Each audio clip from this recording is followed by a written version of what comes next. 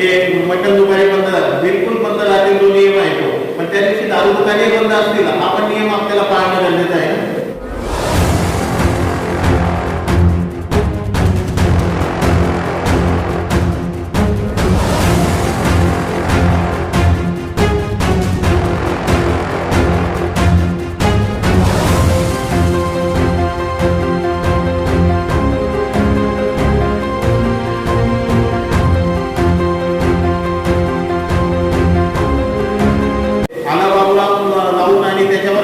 विक्षेप करून अक्षरशः गणपती बाप्पा पुढे लोळायचं हे कोणी सांगितलंय?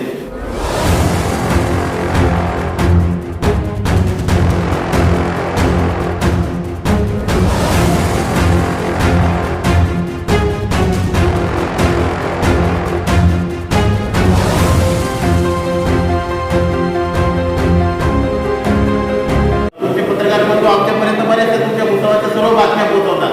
अतिशय चांगले उपक्रम राबवले, भूसावळमध्ये चांगले गणपती आहेत. मला तरी यायला वेळ नाही मिळाली, परंतु यांच्या मार्फतीने यूट्यूब चॅनलच्या मार्फतीने भूसावळची खबर बात सर्व आमच्यापर्यंत पोहोचते.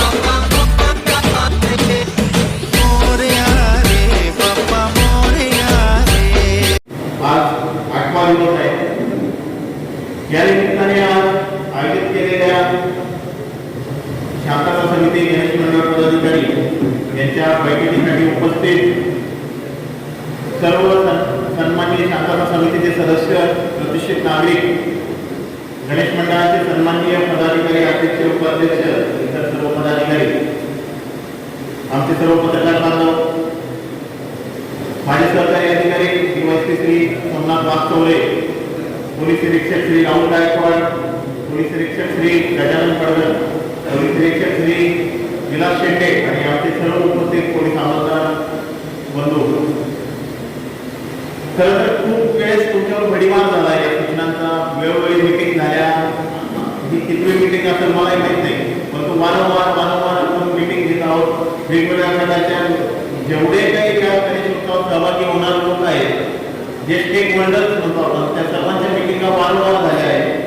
तरी मी डीवायएसपी साहेबांना सांगितलं आपण एक शेवटची मिटिंग घेऊ, कारण काही ठिकाणी विसर्जन ऑलरेडी पार पडलं आहे, तेथील काही अडचणी आल्या, गणेश मंडळाला आल्या, प्रशासनाला आल्या, त्याचं काहीतरी आपण उहापोह केला पाहिजे. या संदर्भाने ही मिटिंग आपण आयोजित केली होती आणि मागच्या ज्या मिटिंग झाल्या त्या वरिष्ठ स्तरावर झाल्या. बऱ्याचदा काय होतं की आपले जे तरुण मित्रमंडळी असतात, तरुण मित्र असतात, जे ऍक्च्युली जे फील्डवर असतात, जे ऍक्च्युली आमच्या सोबत असतात, आम्ही बंदोबस्त करत असताना ते लोक बऱ्याचदा त्या मिटिंगांपासून दूर राहतात. त्यामुळे म्हटलं की खास फक्त गणेश मंडळांची आमच्या तरुण मित्रांची आपण एक बैठक इथे आयोजित करू. वाघचौरे साहेबांनी आपणास खूप सूचना दिल्या, खूप नियम सांगितले, बऱ्याच चुळबुळ पण सुरू झाली मी बघत होतो आणि त्याबद्दल बऱ्याच लोकांच्या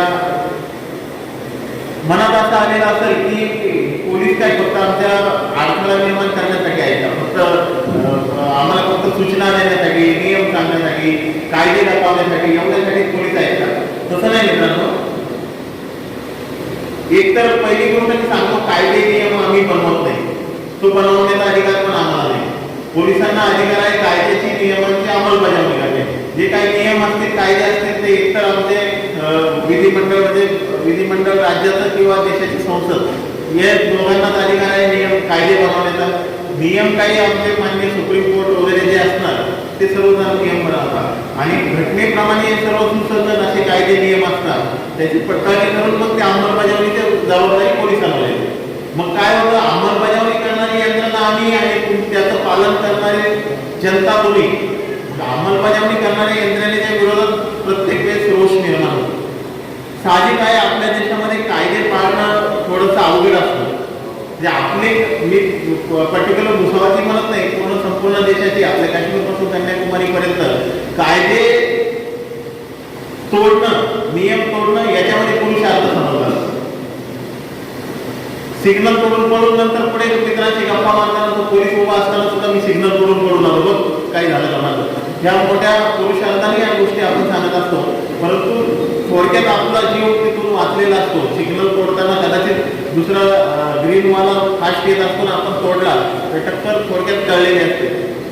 अतिशय मोठे उद्योगपती एक नियम न पाळल्यामुळे, मला त्यातले इन्व्हेस्टिगेशन काय त्याची चौकशी पूर्ण माहिती नाही, परंतु जेवढ्या न्यूज ऐकल्या, नियम जर सीट बेल्टचा त्यांनी पाळला असता कदाचित त्यांचा जीव वाचला असता. खूप मोठे उद्योगपती होते, काल प्रमाणे त्यांचं निधन झालं. तर मी हे विषयांतर होते, पण नियमांच्या बाबतीत सांगतोय की पोलिसांना नियम दाखवावं लागते, त्याची अंमलबजावणी करावं लागतं, कायद्याची अंमलबजावणी करावं लागतं, मग आपले क्लॅशेस होतात. 2 वर्षापासून थोडंसं आम्ही पण विसरलो होतो, गणेश बंदोबस्ताच्या बाबतीत थोडंसं बाजूला गेलो होतो. परंतु यावर्षी मी आता 5व्या दिवशी यावर येथे उपस्थित होतो, काल चिनावर येथे उपस्थित होतो. प्रत्येक वेळेस रात्री 2 आम्हाला वाजले पुन्हा रिटर्न घरी येताना. ठीक आहे, भक्तांचा आनंद पाहून आम्हालाही नक्की आनंद होत होता. दोन्ही ठिकाणी लोकांनी खूप सहकार्य केलं, खूपच चांगल्या पद्धतीने या मिरवणुका पार पडल्या. जेवढ्या सूचना त्या नियम होत्या त्यांचं अतिशय चांगल्या प्रकारे त्यांनी पालन केलं.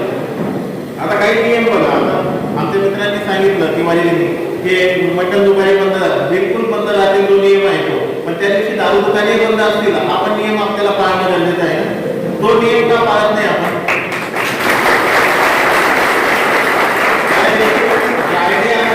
आपल्या खिशामध्ये सुद्धा पाऊच असतात, आपल्याकडे घरामध्ये आपल्याला 12 लिटर साठवण्याची परवानगी दिली म्हणून त्याचा उपयोग कुठेही करायचा असं नाही ना.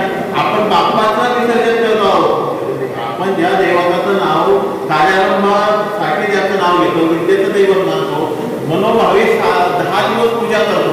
जसं श्रावण पाळतो तसंच त्याप्रमाणे आपण गणेश पाळतो, नॉनव्हेज खात नाही, ड्रिंक करत नाही, सकाळ संध्याकाळ आरती करतो मनोभावे.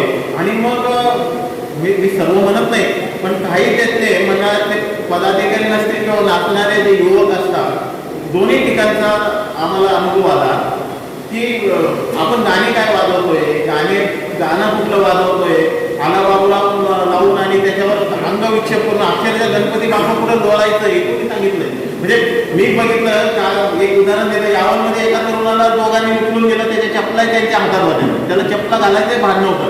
विचार त्याची निदान आपल्या मित्राप्रती एवढी प्रेम होतं की त्याच्या चपलांसह त्याला घेऊन गेले. म्हणजे इतकी परिस्थिती. अरे कधी कधी वाटतं की आपल्या देशाचं होणार काय, हे सर्व तुम्ही तरुण लोक तुमच्यावर देशाचं भवितव्य आहे. आमचं तरुण म्हणजे तारुण्यात आम्हाला जे करायचं होतं ते केलं, आम्हाला जे मिळवायचं होतं ते मिळवलं, परंतु आता तुमच्या पुढे संपूर्ण भविष्य आहेत ना. मी म्हणत नाही एकदा गणपतीच्या मिरवणुकीत नाचलं म्हणजे भविष्य खराब होतं, परंतु त्याची नाचायला कुणाला नाहीये, नाचायला कुणालाच आमचं बंधन नाही, परंतु त्याला दारू न पिता चांगलं नसायचं. अतिशय ठिकावर खूप चांगले मित्र आमचे बघितले तरुण आपल्या खानदेशी पावरीवर खूप चांगलं नाचत होते दारू न पिता, अगदी व्यवस्थित. मग ते नाचायला दारू पिली पाहिजे असं काही नसतं. म्हणून आपल्या मित्रांना सांगा, मटण दुकानं बंद राहतील त्याचप्रमाणे दारू दुकानही बंद राहतील, त्याचं आपण पूर्ण पालन करायचं आहे. कारण पदाधिकाऱ्यांना जास्त त्रास होतो. आम्ही काय करतो, यावरच्या नावाला त्यांना बॅच दिले होते, मंडळाचे अध्यक्ष, उपाध्यक्ष, त्याच्यानंतर काही पदाधिकारी, त्यांना एक बॅच दिले होते, त्याच्यावर आम्हाला ते दिसायचे हे आहे, त्यांना कुठून आले होते त्याला सांगतो, तो तुझ्या मनात नाचतोय तर त्याला सांग, आम्ही काही बोलणार नाही, आम्ही तुम्ही तर हात बांधून उभा होता, पूर्ण वेळ उभा राहिलो, तुम्हाला काही म्हणायचं नाही, तुम्हीच करा, तुम्हीच सर्व. परंतु ठीक आहे, त्यांनी आवडलं, सगळं झालं. आता आपलं भुसावळ शहर, जळगाव शहरानंतर सर्वात मोठं गणेश भुसावळ मधला आहे. मी ऑलरेडी सांगितलं की पोलिसांना कुठलेही बंधन आणायचे. 2 वर्ष आपण संयम पाळलाय. आपल्या संयमामुळं आपल्या मध्ये असलेल्या जे संघर्ष करण्याची जिद्द असते मानवामध्ये, त्याच्यामुळे आपण याच्यावर पण मात केली, एवढ्या मोठ्या संकटावर मात केली. कोणालाही वाटलं नव्हतं की कोरोनामधून आपण पुन्हा पहिल्यासारखे सण उत्सव जाऊ दे, आपण असं एकत्र बसू शकू, असं पण कोणाला वाटलं नव्हतं. शेजारी कोणी आलं तरी त्याच्याकडे संशय बघायचे, आणि याला तर म्हणजे याच्यापासून लांब झाला. म्हणजे मित्र जरी असला नुसतं का त्याला सर्दी झाली तरी बाजूला पडू नये, त्याच्यावर जोक पण आले ते व्हॉट्सअपवर, एक जण शिकला की सगळं गायब तिथले सगळे होत आहे.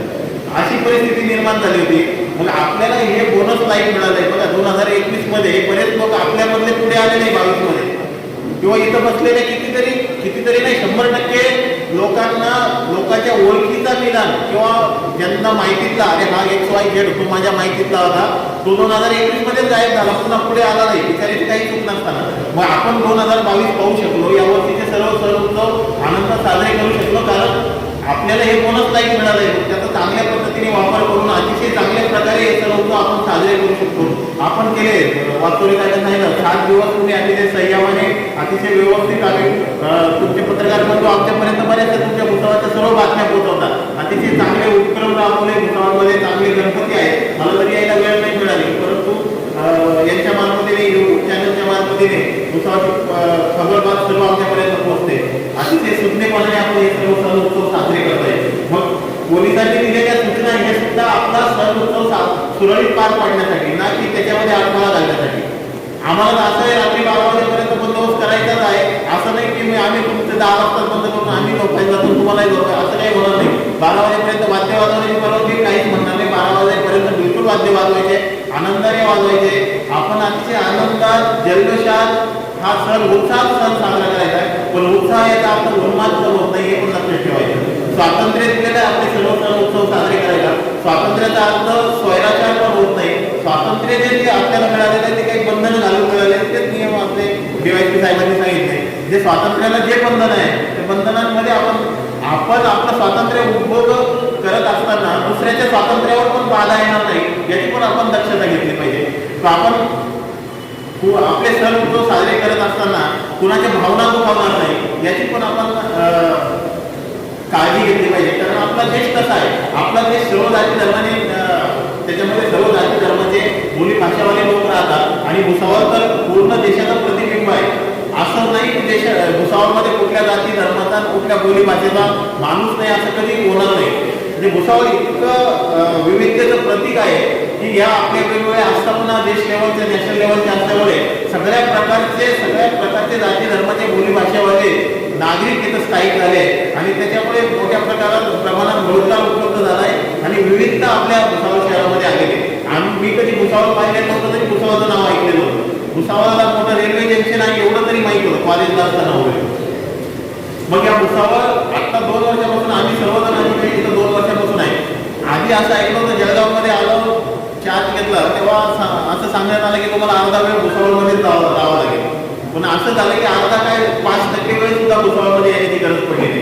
तुमच्या इथल्या अधिकाऱ्यांचं ते यश आहे आणि तुमचं सर्वांचं सुज्ञपण आहे की वरिष्ठांना इथं धावपळ करत येण्याची कधीच म्हणजे असं आम्ही आलो पळत आणि इथं काही झालं आम्ही SP साहेब आले मी आलो तर मिटिंगांसाठी आलो, चांगल्या कार्यक्रमांसाठी आलो, जिथं काही डेव्हलपमेंट पोलीसच्या बाबतीत झाली त्यासाठी आलो. ही अतिशय चांगली गोष्ट मागील 2 वर्षामध्ये पाहायला मिळाली. तर मित्रांनो मी पुन्हा सांगतो पोलिसांना तुमच्या आनंदात कुठले हस्तक्षेप करायचा नाही, दखल द्यायची नाही. फक्त जे नियम आहे ते पोलिसांचं काम काय असतं सदरक्षण आहे खलनिग्रहण आहे. म्हणजे चांगल्या लोकांचं तुम्ही सर्वजण चांगले वक्ते लोक आहेत त्यांचं रक्षण करायचं आहे, तुमचे सण सुरळीत पार पाडायचे आहे. जे की आपल्याला गीतेत पण तेच सांगितलंय परित्राणाय साधूना विनाशायचे दुष्कृता. आम्हाला साधूंचं म्हणजे चांगल्या लोकांचं रक्षण करायचं आहे आणि दुष्कृत म्हणजे वाईट जे लोक आहेत त्यांचा विनाश करायचं. विनाश तर आपण काही करत नाही, जे काही कायद्याने शिक्षा होईल त्याप्रमाणे आपण करतो. परंतु त्या सदरक्षण आहे खलनिग्रहण आहे या वाक्याप्रमाणे आम्हाला चांगल्या लोकांचे कारण आपल्या गणपती बघा प्रत्येक घरामध्ये इथं बसलेले अधिकारी असो तुम्ही असो तुम्ही सार्वजनिक जरी गणपती बसवला तरी प्रत्येकाच्या घरामध्ये आपला वैयक्तिक गणपती आपण बसवलेला आहे. इतकं भावनिक आपण गणपतीच्या बाबतीमध्ये असतो. लहान मुलं गणपतीचं विसर्जन करताना रडतात. 10 दिवस ज्या बाप्पाला सांभाळलं त्यावेळेस गणपतीचं विसर्जन करताना रडतात मुलं की जाऊ द्यायचं नाही बाप्पाला घरामध्ये. माझ्या छोट्या मुलीने स्वतःच्या हाताने गणपती बनवलाय. दुसरी शिकणाऱ्या मुलीने स्वतः इतकं आपल्याला बाकीचे सण उत्सव तर प्रत्येक सणामागे भावना असते परंतु गणपतीच्या मागे वेगळीच भावना गणेशोत्सवाच्या मागे या गणपती बाप्पाच्या मागे वेगळी भावना लहानपणापासून जन्माला आल्यापासून आपल्यामध्ये एक रुजलेली असते. म्हणून आपण सर्वजण खूप भावनिक असतो या गणपती बाप्पाच्या बाबतीमध्ये.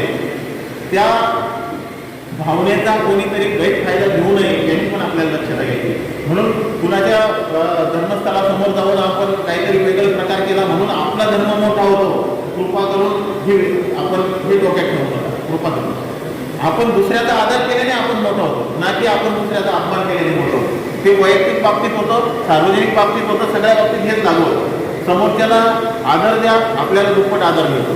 तर कृपा करून हे सर्वांच्या बाबतीत तेच आहे. एकमेकाचा आदर करणं तरच आपल्या देशाची एकता टिकून टिकवून ठेवणं आपल्याला उपयोगात येणार आहे. मी जे सांगितलं की आमच्या अधिकाऱ्यांनी सांगितलं आपले जे जामा मस्जिद आहे तिथं कृपा करून गुलाब वगैरेचा वापर करू नका. कोणाच्या भावना दुःख होतील असं करू नका. बाकी ठिकाणी तुमच्या कुठले बंधनं नाही. परंतु यावरला पण तेच होतं. काल चिनावरला पण बघितलं, अतिशय त्यांनी फुलं उधळली. चिनावरला ते कागदाचे जे पताका असतात ते उधळल्या, परंतु गुलाबाचा कोणीही वापर केलेला नाही. कृपा करून आपणही करू नका. इतर ठिकाणी तुम्हाला कुठलेही बंधनं नाही. जे आणि वेळेचं सांगितलं वाचवले साहेबांनी, तुमचे काय रेड लाईट ग्रीन लाईट जे काही पद्धत असेल ते मला फार काही माहीत नाही, परंतु सर्वांना चान्स मिळेल. नाहीतर मग पहिलं मंडळाने रात्री 12 वाजेपर्यंत निम्म्या रस्त्यात थांबायचं आणि मागच्याने काय करायचं, त्याची सुरुवात पण झाली नाही. असं होता कामा नाही. मंडळांमध्ये भांडणं होता कामा नाही. प्रत्येकाने मागच्याला पण चान्स मिळेल या दृष्टीने पुढे पुढे चालत राहायचं. पोलिसांना कुठलाही हस्तक्षेप करावा लागला नाही पाहिजे. हे पुन्हा सांगतो की आपणच कार्यकर्त्यांना पुढे थांबा काढा की आता इथं झालं भरपूर वाजून आता पुढे जा, म्हणजे मागच्यांनाही चान्स मिळेल आणि कुठलाही अनुचित प्रकार घडणार नाही. 7 दिवसात आपल्यावर कुठल्या मंडळावर एक साधी एनसी किंवा कुठलाही गुन्हा दाखल करण्याची नोटीस देण्याची गरज पडली नाही. ही अतिशय चांगली गोष्ट आहे. पुढचे 2-3 दिवस पण आपण तेच जे मागचं मोमेंट होतं तेच आपण पुढे मेंटेन करू अशी मी अपेक्षा व्यक्त करतो. कारण एक छोटीशी चूक पूर्ण पण गालबोट लावून जाते. मग पूर्ण वरिष्ठ अधिकारी येतात, सर्व येतात की भुसावळमध्ये असं झालं होतं. मग पुढचे 5 वर्ष मागचं रेकॉर्ड काढलं जातं की मागील 5 वर्षामध्ये काय काय झालेलं आहे, गणपतीमध्ये काय झालं आहे, मग त्याला तिथं भुसावळ संवेदनशील आहे, भुसावळ संवेदनशील आहे असं सर्वत्र जातं.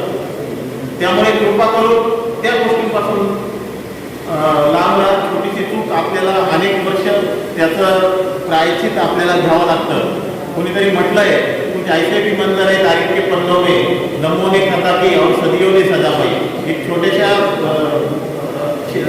आपल्याकडून चूक होऊन जाते आणि पुढच्या अनेक पिढ्या आपल्या भोगत बसतात. तर कृपा करून त्यापासून दूर राहा. तुम्हाला काही वाटलं की इथं चूक होते तुम्ही अधिकाऱ्यांच्या लक्षात आणून द्या इथं, परंतु स्वतः काही कोणाची भांडत बसू नका, स्वतः काही भिडत बसू नका. ज्यांना कायदे आमची अंमलबजावणी करण्याचा अधिकार आहे त्यांच्या लक्षात आणून द्या. अजूनही 2-3 दिवस बाकी आहे. कुठे अनुचित प्रकार तुमच्या अगोदर लक्षात येत असेल, कुठल्या मंडळाकडून काही चूक होत असेल, कार्यकर्त्यांनी आमच्यापर्यंत पोहोचवा, तर तुमचं नाव पण गोपनीय ठेवलं जाईल. परंतु योग्य वेळेत कारवाई झाली तर पुढचे एका म्हणजे योग्य वेळेत टाका घातला तर पुढची मोठी जखम आपल्याला टाळता येते. कुठलं मोठं इन्फेक्शन आपल्याला टाळता येतं. तर कृपा करून आमच्यापर्यंत माहिती पोहोचवा, ही पण फार महत्त्वाची गोष्ट आहे. तर मित्रांनो, MSCPचे अधिकारी येत होते, ते सांगून गेले की बऱ्याचदा काय होतं की चुकीने लाईट ट्रिप होते आणि आपल्याला असं वाटतं की आमचा सण उत्सव चालू असताना लाईट बंद झाली. तर कुणाचं इंटेन्शन तसं नसतं.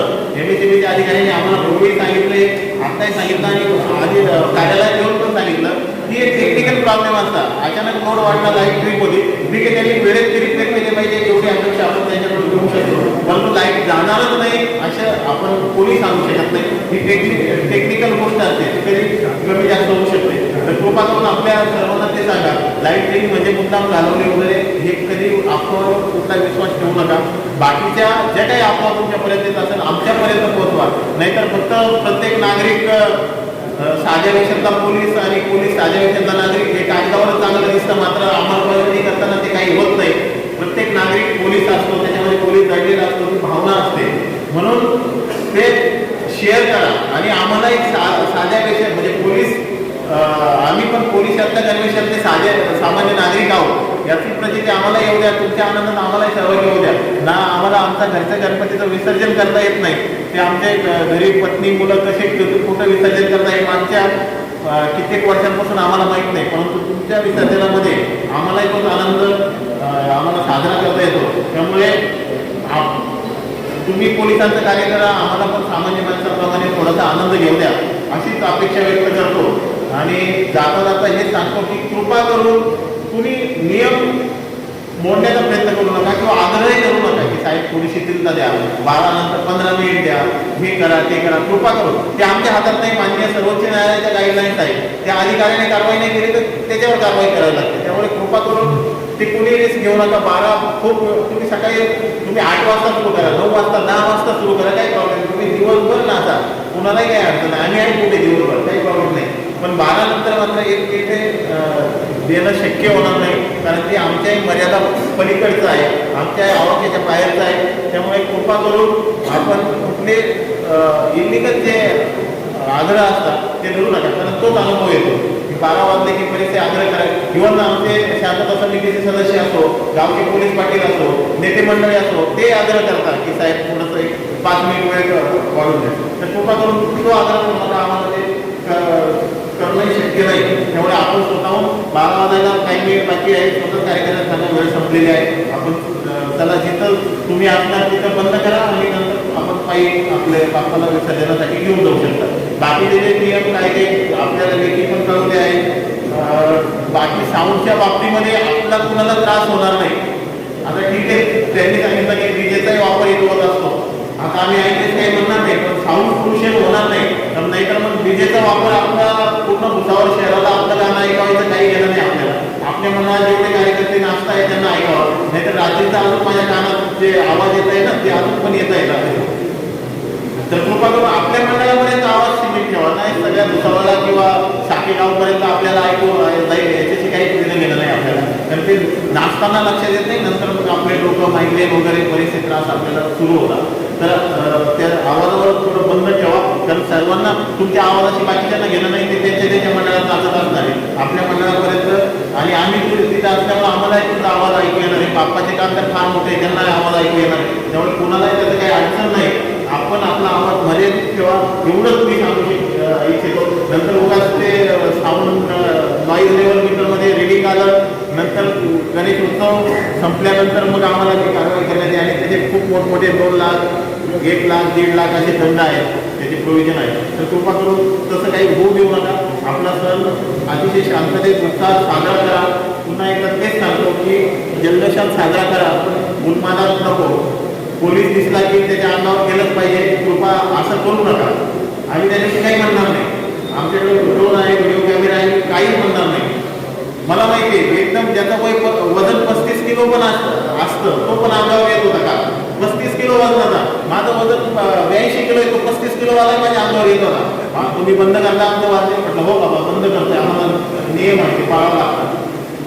ठीक आहे, ते अंगावर येण्याचं कारण वेगळं होतं, परंतु जी काही हिंमत येते, ती शक्ती येते, त्याचं कारण वेगळं असतं. नंतर दुसऱ्या दिवशी त्यालाही समजतं अरे आपण का मोठी चुकी, भीती वाटते की अरे आपल्यापर्यंत येतात काय.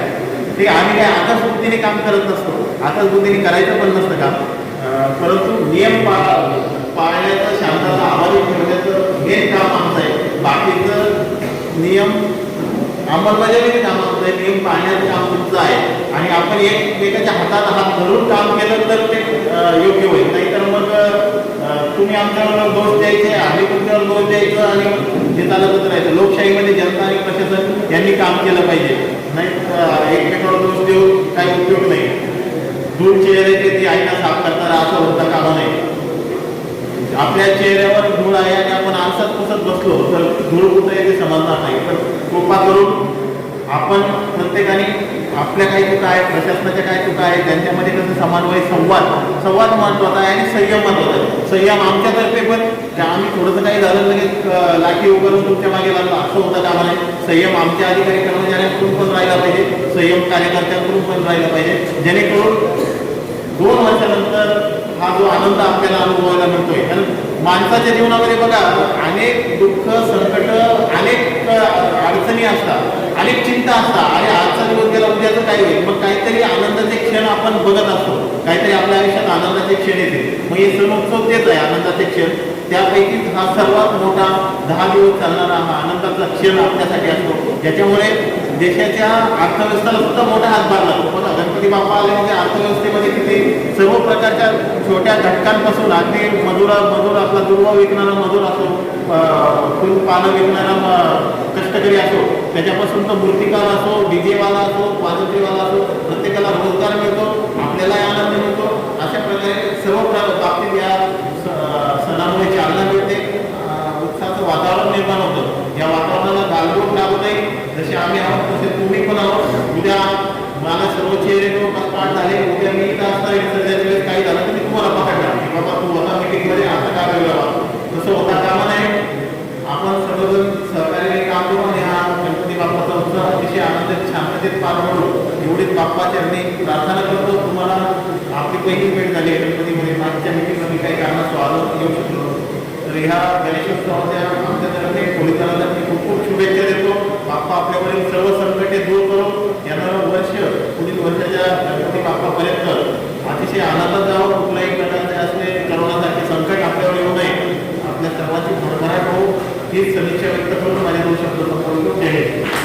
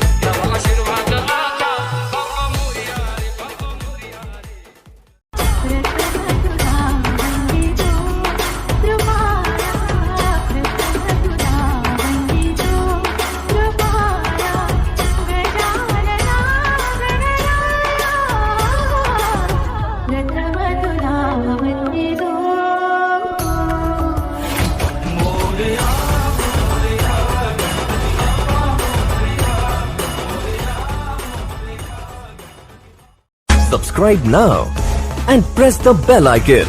Never miss an update.